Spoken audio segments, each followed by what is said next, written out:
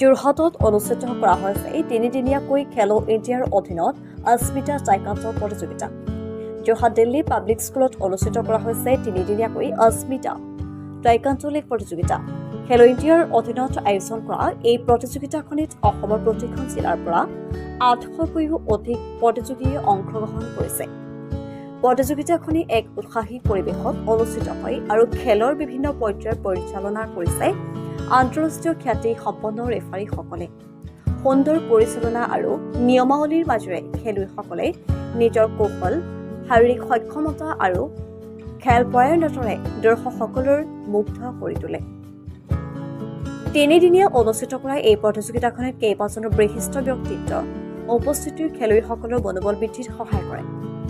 উপস্থিত বিশিষ্ট অতিথি ঈশ্বৰ প্ৰসন্ন বৰদলৈসহ বিশিষ্টসকলে খেলুৱৈসকলক উৎসাহিত কৰি বক্তব্য প্ৰদান কৰে আৰু বিজয়ীসকলক পুৰস্কাৰ বিতৰণ কৰে।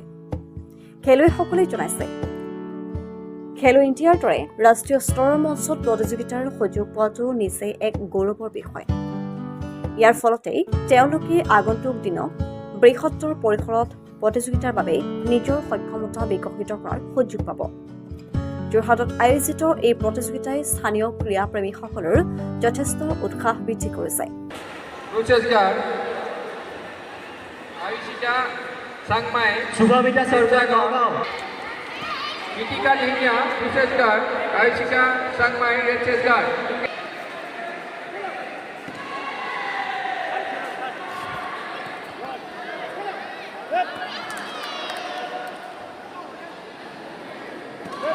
অনুষ্ঠিত কৰিছোঁ।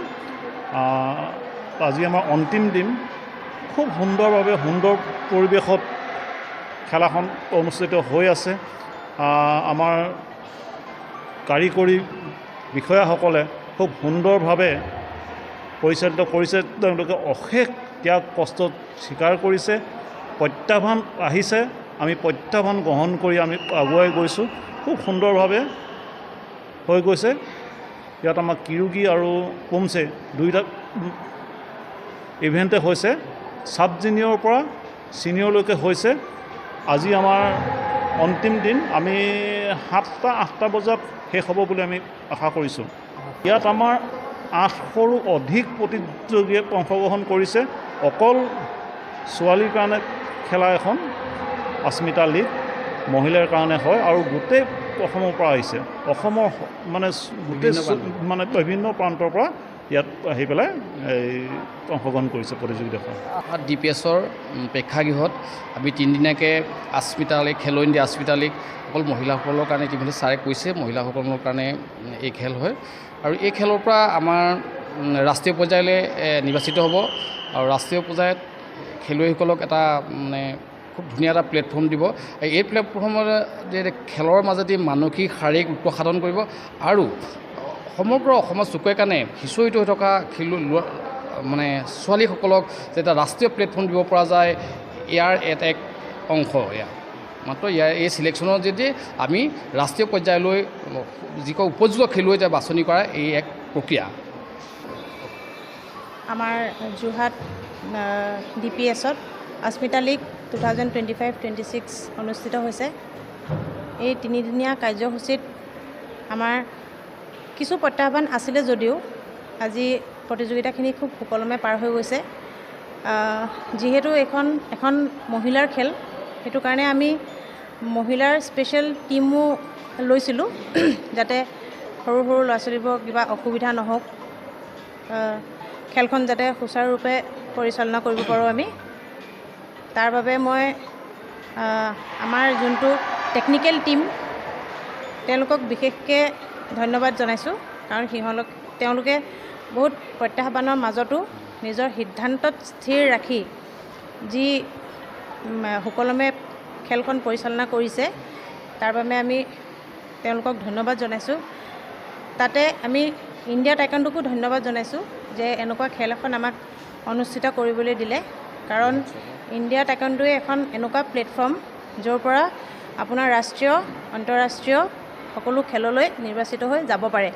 ইতিমধ্যে আমাৰ ইণ্ডিয়া টাইকাণ্ডোৰ পৰা এতিয়ালৈকে আন্তঃৰাষ্ট্ৰীয় খেলত বহুত কেইজন খেলুৱৈ গৈছে তথা আমাৰ অসম বুলিয়ে নহয় সমগ্ৰ ভাৰতবৰ্ষৰ নাম উজ্বলাইছে সেই খেলুৱৈসকলকো মই ধন্যবাদ জ্ঞাপন কৰিছোঁ আৰু ইণ্ডিয়া টাইকোৱাণ্ডোৰ কৰ্তৃপক্ষই যি আমাক সুবিধা দিছে তাৰ কাৰণে ধন্যবাদ জ্ঞাপন কৰিছোঁ। আমি যিখিনি পাইছোঁ সকলোখিনি ভালেই পাইছোঁ। যোৱাকালিৰ পৰা আহি আছোঁ আৰু খুব শৃংখলাবদ্ধভাৱে সুচাৰুৰূপে খেলখন হৈ আছে। বড়ো ছোৱালীয়ে অংশগ্ৰহণ কৰিছে, এইবাৰ প্ৰথম খুব ভাল পাইছে তাই, আমিও ভাল পাইছোঁ ইয়াত আহি পেলাই। ইমান ধুনীয়াকৈ পৰিৱেশটো খুব ধুনীয়া, তাৰোপৰি ইমান ধুনীয়াকৈ গোটেইখিনি আয়োজন হৈছে, সেইটো কাৰণে নথৈ আমি আনন্দিত হৈছোঁ। গোটেইখিনি সুচাৰুৰূপে হৈছে, ভাল লাগিছে। আগলৈ যাতে এনেকুৱাকৈ হৈ থাকে সেইটো আমি কামনা কৰিছোঁ আৰু সকলোৱে আহক, জইন কৰক, এইবোৰত চবেই উৎসাহিত হ'ব লাগে, হয় নহয়? সেইটোকে আৰু মই চাবলৈ আহিছোঁ, আজি আহিছোঁ, কিন্তু ভাল লাগিছে। মোৰ ল'ৰা খেলে তেনেকৈ সেইটো কাৰণে খেলৰ লগত জড়িত কাৰণে মই আহিছোঁ চাবলৈ। মোৰ ক্লাবৰ আহিছে আৰু তেওঁলোকেও ভাল পাইছে, ময়ো ভাল পাইছোঁ, একো অসুবিধা পোৱা নাই। ইয়াত ধৰি লওক ক'ৰবাত গ'লে কেতিয়াবা আমি খোৱা পানীও অভাৱ পাওঁ, কিন্তু ইয়াত চব ভিতৰতে হৈছে, ভাল লাগিছে। তেওঁলোকে ওলাই আহিছে, ভাল লাগিছে আৰু আগুৱাই যাওক। অস্মিতাখন আমাৰ যোৰহাটতে হোৱাৰ কাৰণে তাতকৈ বেছি ভাল লাগিছে আৰু সেইটোৱে ইয়াত। আপুনি বাৰু আপোনাৰ সপোনৰ ঘৰটো নিৰ্মাণ কৰাৰ প্ৰস্তুতি চলাইছে নেকি? কম বাজেটত এটা ভাল ঘৰ, এটা ভাল কনষ্ট্ৰাকশ্যন কোম্পানীৰ সন্ধানত আছে নেকি আপুনি? তেন্তে এয়া আপোনাৰ বাবে অত্যন্ত ভাল খবৰ, কিয়নো reasonable price, best of the best materials আৰু বহু অভিজ্ঞ পুষ্ট ৱৰ্কাৰৰ সৈতে বহুতৰ ঘৰ নিৰ্মাণ কৰি ৰাইজৰ বিপুল সমাদৰ লাভ কৰিবলৈ সক্ষম হৈছে অক্টেভ কনষ্ট্ৰাকশ্যন প্ৰাইভেট লিমিটেডে। অসমৰ ইমূৰৰ পৰা সিমূৰলৈ ছাৰ্ভিচ প্ৰদান কৰাৰ সুবিধা ৰাখিছে অক্টেভ কনষ্ট্ৰাকশ্যন প্ৰাইভেট লিমিটেডে। আপুনি বিচৰা ধৰণেৰে আপোনাৰ পচন্দৰ সকলো সামগ্ৰী ব্যৱহাৰ কৰিব তেওঁলোকে। উল্লেখ্য যে বাস্তুৰ নিয়ম অনুসৰিহে আপোনাৰ ঘৰটোৰ ব্লুপ্ৰিণ্ট প্ৰস্তুত কৰিব অক্টেভ কনষ্ট্ৰাকশ্যনে। তেন্তে পলম কিহৰ? এতিয়াই যোগাযোগ কৰক অক্টেভ কনষ্ট্ৰাকশ্যনৰ সৈতে 9146090474 নম্বৰত, অথবা ৱেবছাইট যোগে যোগাযোগ কৰিব পাৰে অক্টেভ কনষ্ট্ৰাকশ্যনৰ সৈতে www.octavconstructionprivatelimited.com। ঠিকনা 2nd ফ্ল'ৰ, ৰত্নবালা ভৱন, অপজিট ৰয়েল আৱাস, পৰুৱা, তেজপুৰ আৰু শোণিতপুৰ। তেন্তে পলম নকৰি এতিয়া যোগাযোগ কৰক ৰাইজৰ বিশ্বাসযোগ্য প্ৰতিষ্ঠান অক্টেভ কনষ্ট্ৰাকশ্যন প্ৰাইভেট লিমিটেডৰ সৈতে।